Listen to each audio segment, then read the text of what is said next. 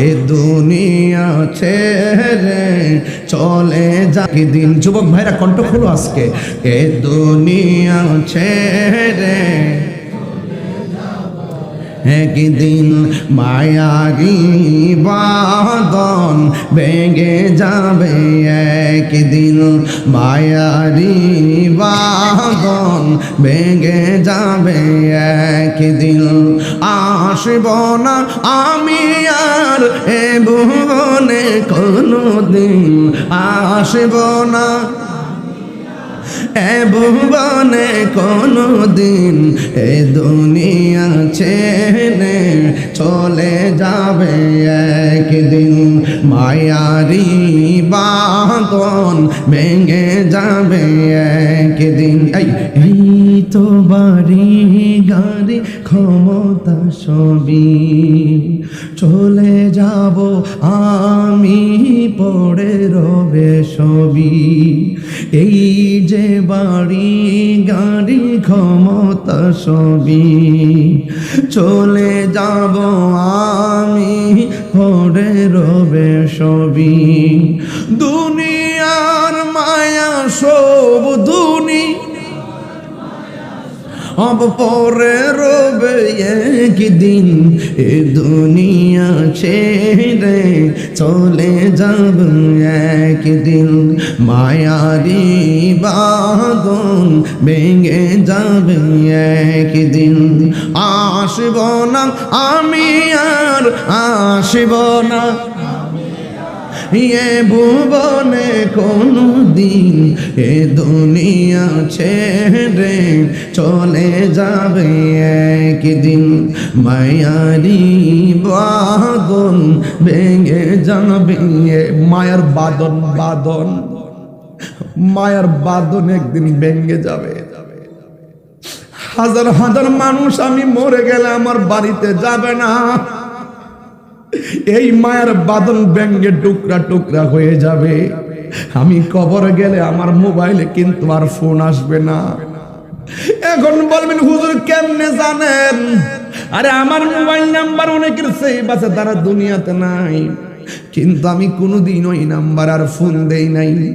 এটাই তো বোঝা যায়, আমি যেখানে ফোন দেই না আপনারা যে আমার দিবেন বুঝতেছি, কিন্তু আমি মারা গেলে মোবাইল নাম্বার কেউ ফোন দিবে না, হোয়াটসঅ্যাপে কেউ ফোন দিবে না, আমার মেসেঞ্জারে কেউ নক করবে না, দাওয়াতের জন্য কেরানীগঞ্জে তাহিরির বাড়িতে যাবে না। এ বন্ধু আমি কি বুঝাইতে চাই? মায়ারি বাঁধন ভেঙে যাবে একদিন, এই মায়ার বাঁধন ভেঙে যাবে।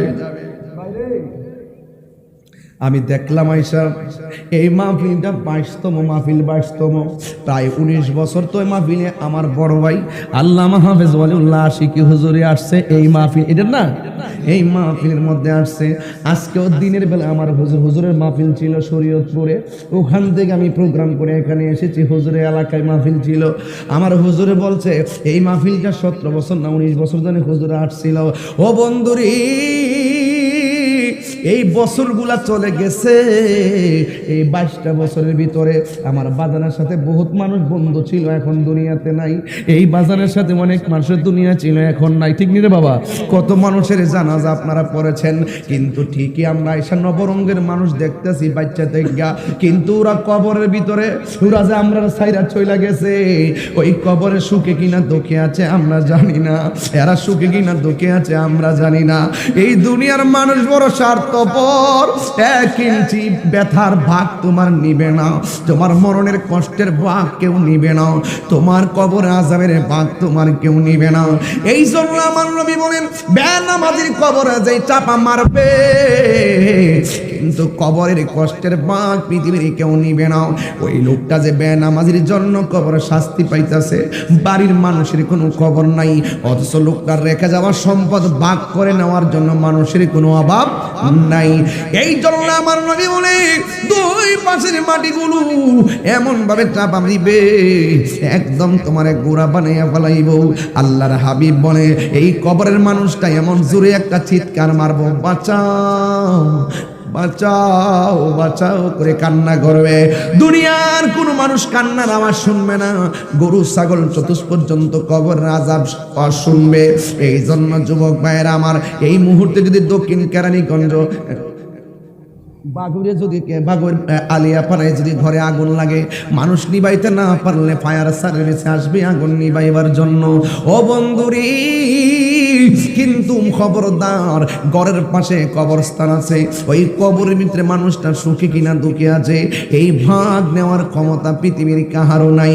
এই জন্য আল্লাহর হাবিব বলেন, আমি একদিন ঘুমের ঘরে ছিলাম, ঘুমের ঘরে যাওয়ার পরে আমি স্বপ্ন দেখলাম। এই আমার নবীর স্বপ্ন কি সত্য না মিথ্যা?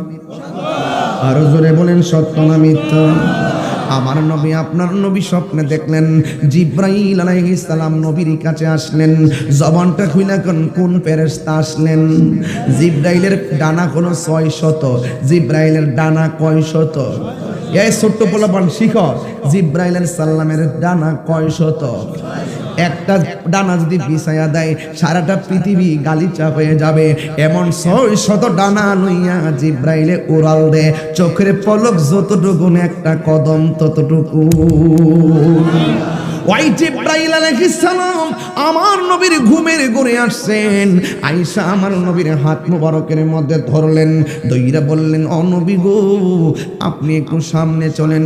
আমার নবী বলে আমি সামনে গেলাম, যাইয়া দেখলাম একটা রক্তের নদী দেখা যায়, একটা রক্তের নদী দেখা যায়। ওই রক্তের নদীর ভিতরে কিছু কিছু মানুষ হাবুডুবু খাইতেছে, কিছু কিছু মানুষ হাবুডুবু খাইতেছে। ও বন্ধুরি, ওই রক্তের নদীর মধ্যে হাবুডুবু খায়।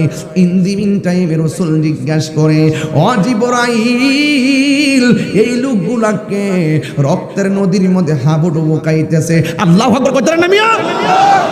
জীবনে যমুনা নদী দেখছি, পদ্মা নদী দেখছি, আজকে তো পদ্মা সেতু পারি আসলাম। পদ্মা মেঘনা যমুনার তীরে কত ঢেউ চলে যায়, আসে না তো ফিরে। পদ্মা মেঘনা যমুনার তীরে কত ঢেউ চলে যায়, আসে না তো ফিরে। একদিন আমিও হারিয়ে যাব, একদিন আমিও হারিয়ে যাব, আসব না কবু ফিরে। পদ্মা মেঘনা যমুনার তীরে কত ঢেউ চলে যায়, আসে না তো ফিরে।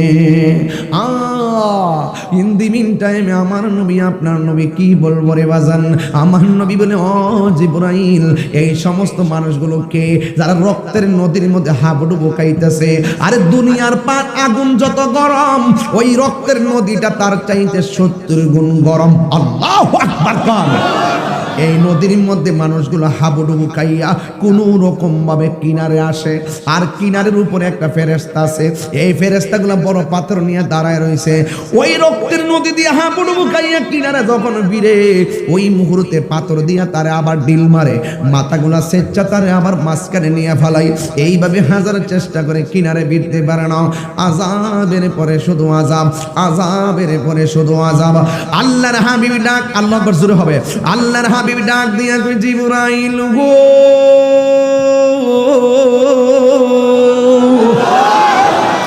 ও জিবরাইল, এরা কে রে এমন ভাবে রক্তের নদীর মধ্যে গোসল দিতেছে, আর রক্তের নদীর পানিটা 70 গুণ গরম।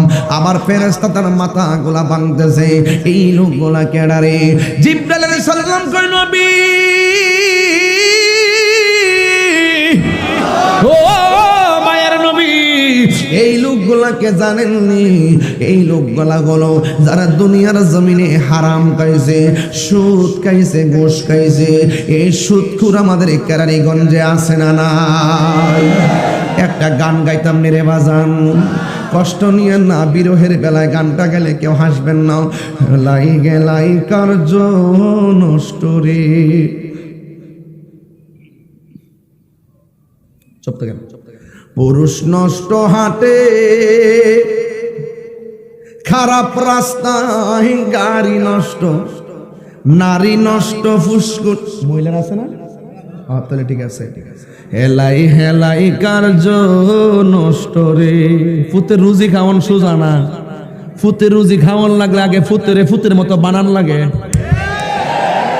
সন্তান ফেরো থাকতেই বানান লাগে। কথা কন ঠিক না বেড়ে? হেলাই হেলাই কার্য নষ্ট রে, পুরুষ নষ্ট হাটে,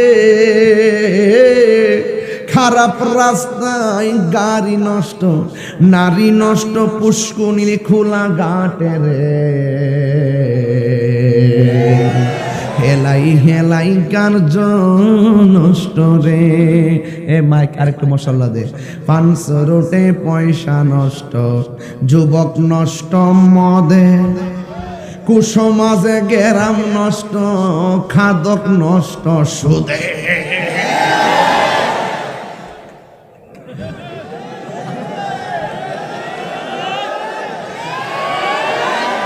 আমার ফুলাফান্ডি করি, ফুলাফান্ডি আসেনি রে, আসতে বললাম আসেনি। 500 রোটে পয়সা কাক শুনিস না, আমি নাচরে তুমি নাচবা আমি জানি, এর লাগে আমি একটা কঠিন হয়ে গেছে আজকে। 500 রোটে পয়সা নষ্ট, যুবক নষ্ট মদে, কুসমাজ, এ লাইটটা ধরস না আমাদের ধর, আমার দেখে না তো। 500 রোটে পয়সা নষ্ট, যুবক নষ্ট মদে, কুসমাজে গেরাম নষ্ট, খাদক নষ্ট সুদে। সুদ করে এমনি নামাজ পড়ে আল্লাহ, আর কিচ্ছু পড়ে না, আর সালাম ফিরে এমনে।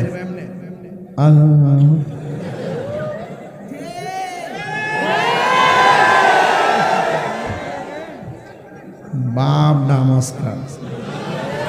500 রোটে পয়সা, সুদ কুটির কারণে গরিব আরো গরিব হইতেছে। কথা কোন ঠিক না বেঠে? নাইলে ওদেরকে আল্লাহ যেই টাকার মালিক বানাইছে, ওরা যদি সুষম বন্টন নীতির আনু খেয়ে ঘরে ঘরে যদি জাকাতের টাকা রাতের অন্ধকারে গরিবের ঘরে ঘরে পৌঁছায় দিত, গরিবরা হাসি মুখে ঈদের ময়দানে যাইতে পারত। হাত করে বলো ঠিক কি না বলো? অ্যাকশন অ্যাকশন, সুদখোরের বিরুদ্ধে, ঘুষখোরের বিরুদ্ধে, ইসরায়েলের বিরুদ্ধে অ্যাকশন অ্যাকশন।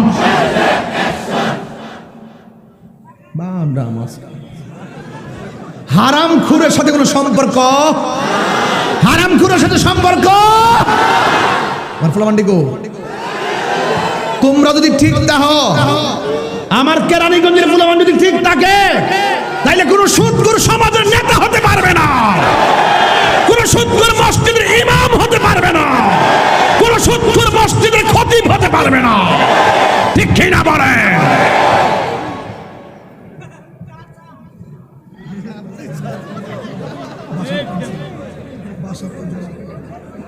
আল্লাহু আকবার জোরে কোন। ইত্তা খাওয়ার সময় নাই, ওয়াজের মুভমেন্টও বুঝবা। আজকে আমার মুখের মধ্যে কোনো হাসি আছে? খেললে গিয়ে আমি জানি কোন একটা মাহফিল করে গেছি না, আমার অভিজ্ঞতা আছে না কেমনে মানুষ করতেইব, আমি বুঝি না।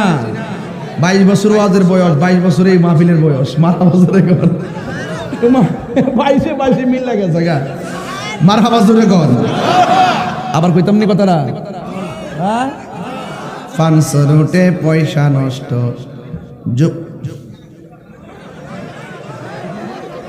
জামাই বসেন না। 500 রোটে পয়সা নষ্ট, যুবক নষ্ট মদে। আচ্ছা এই ওইগুলা কি? ওইগুলা যে সিফার মধ্যে মানুষ নাকি? এটা কি মানে বাউন্ডারির বাইরে মানুষ? কষ্ট করতেছে না, অনেক কষ্ট করতেছে। যে এই মানুষ দাঁড়ায় রয়েছে, যদি এই পেটে আরো ডাবল হলে ডাবলই বল নইলে, কথা কোন ঠিক না বেটে? তাইলে গজল টাকায় আলাই বাজান কি রাগ করতেছে নাকি আবার? 500 রোটে পয়সা নষ্ট, যুবক নষ্ট মদে, কুসমাজে গেরাম নষ্ট, খাদক নষ্ট সুদে। টাউনে গুইরা ছাত্র নষ্ট, কীটে নষ্ট ফুল, অতি মায়াই বধূ নষ্ট, দোলায় নষ্ট চুল রে। প্রয়োজনের বেশি বয়াতের কিনা দিয়েন না, জি পুত্র দিয়েন না। অনেক সময় ঘরের বিড়াইতে মনে করে আমার পুত্রের 8টা ড্রেস লাগবো, 10টা ড্রেস লাগবো, বেশি বেশি ড্রেস দিতেইব, জুতা আরো 6 জোড় বাড়ায়া কিনতেইব। না, সন্তানদেরকে ছোটবেলায় এত কাপড় দিবেন না, এত শৌখিনতা শিখাবেন না। যে ছেলেগুলা ছোটবেলা থাকতে শৌখিনতা শিখে বড় হলে তারা আরো শৌখিনতায় ডুবে এবং ওই শৌখিনতার মাধ্যমে তার ভবিষ্যতের জীবন